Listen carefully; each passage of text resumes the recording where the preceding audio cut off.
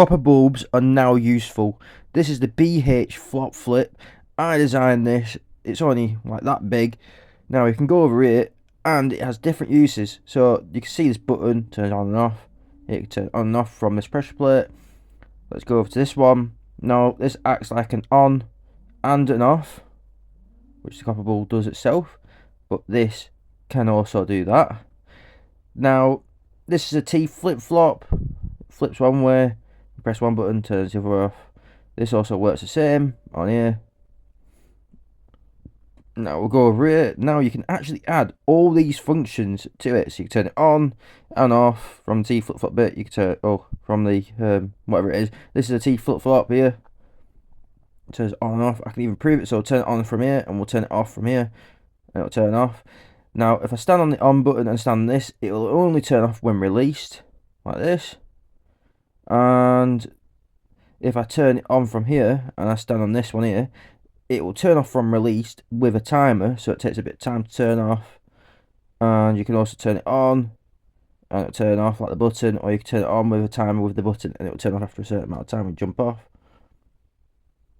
Now this is another version, turns it on and off. You turn it on and you can turn it on and off with a time. And you can also turn it off. So it has different kind of pulses, different kinds of outputs. This one is a silent one that doesn't use pistons. Look, you can see it doesn't turn on if you press on. Turns it off. On and off. And then you got the on. When you jump off, it turns off. And you got the timed version. Now that is a weird design. Now you can use T flip flops. This is another design of a T flip flop. And that's the original design I showed you over there. Now I can convert it into one of these that has multiple different outputs, which is on and off, and the on while off. Let's go over here and have a look over here. So I think we'll go on to timers. These are timers. Now if you put a block and make it only 3 blocks, it will run out. But if you have only 1 block across, it will never run out. So if you look at that one back at the end, it will stay on. This is another timer that makes it last longer.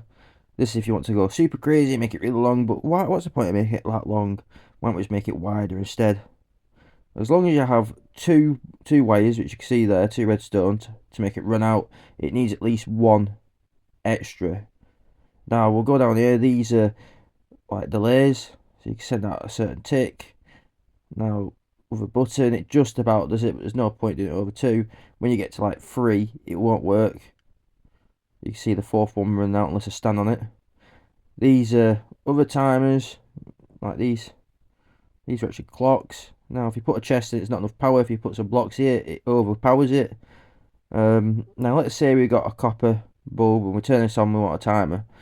And it's turned on and off, but let's say I turn it off halfway through, you don't get the full tick.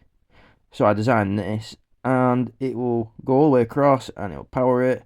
But let's say I only power it for a bit, which you'll see here, jump off. It will do the full clock pulse, even if you stand it for a second. And so it doesn't cut off halfway through. This thing here, this shows you how, let's see, let's have a look. Yeah, so we'll show how this works. This is a repeater, so you can actually put power into it and lock the power in it.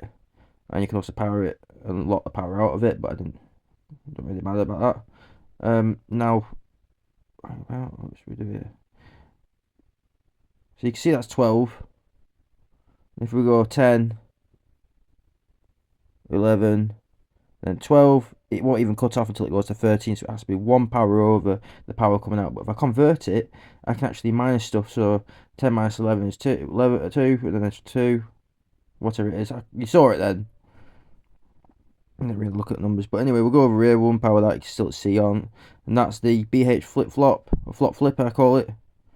We'll go back over here, and this is one way of doing binary as well, so you can see it on some other maps. And it's when I put a daylight sensor, it tells you how many days it's been, and this converts out to quite a lot of ticks.